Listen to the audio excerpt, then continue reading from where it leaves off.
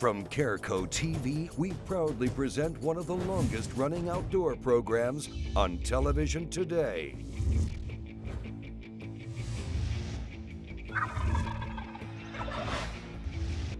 From the mountains of the great Northwest to the shores of the Atlantic Ocean, this is Americana Outdoors.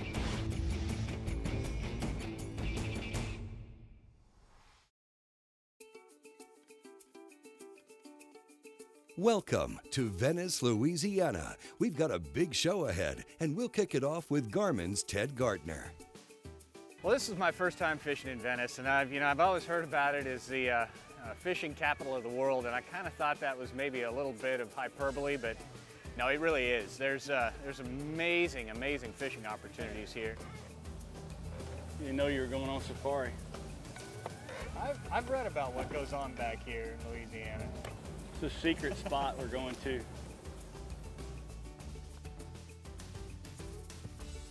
We're in Venice, Louisiana, on the far southeastern part of the state, courtesy of our good friends at Venice Fishing Lodge, and we're on the water with Captain Billy Nicholas.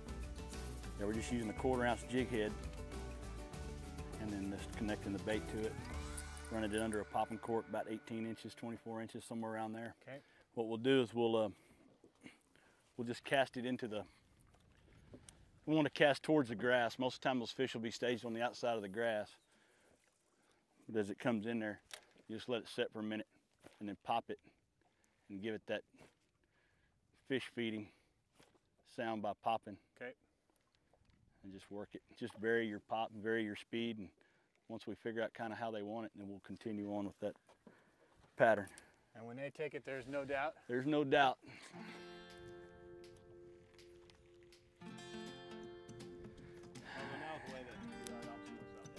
Obviously they would love contact. Not real big, but first fish is always the hardest, isn't it?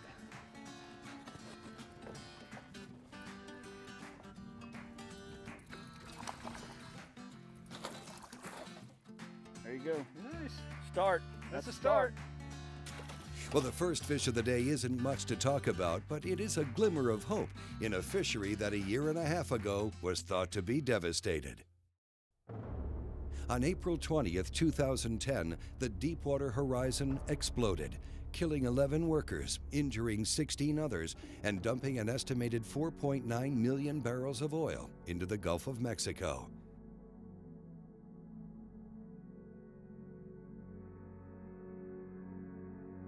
We're probably about 14, 15 months since the onset of the oil spill. The oil spill cleanup went very well. We don't have any evidence of any oil in the marsh. It didn't seem to have affected the fishing at all. The water was closed for about 4 months after the oil started showing up here. They got it cleaned up really fast, got us back on the water pretty quick after that, and really no evidence of any environmental impact as far as the fishing is concerned. The grass beds have come back really well.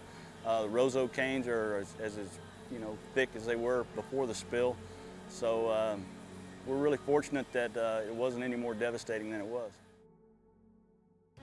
Well, Billy's a guy that's a true dedicated angler. You can tell that he's passionate about the Venice area. If any guy can put you on fish in Venice, it's Billy. He's willing to fish a lot of different areas. He's willing to sight fish. He's willing to go off a little bit and fish the breaks. He's going to find fish, and it eats at him if he can. That bar comes off that point right there and runs all the way out there, and you kind of see that water breaking on it. And those fish will cruise up and down that sandbar feeding. So it's a real hard bottom. Hopefully, like I said, most of the keeper fish are kind of on the inside. We'll start right here kind of in the middle and work our way out that point. And once we catch the first one, we'll power pull down and see if there's a school, and just keep working our way down that edge until we find them. So awesome. Typically the bigger ones are on that end, and the keeper size fish are here, but that doesn't mean it'll be like that today. But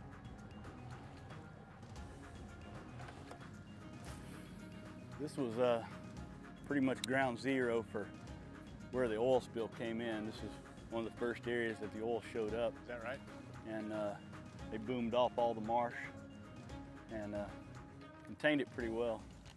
and as a result, we didn't have a lot of damage to the marsh. You but this was never pretty tell much, it was here today. Yeah, sure can't tell it anymore. Mother Nature has a good way of taking care of herself.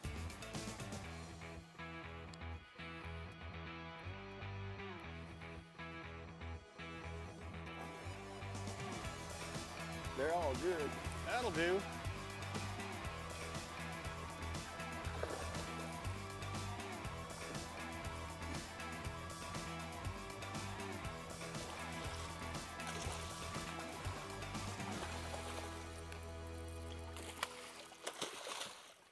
There we go. Nicely done.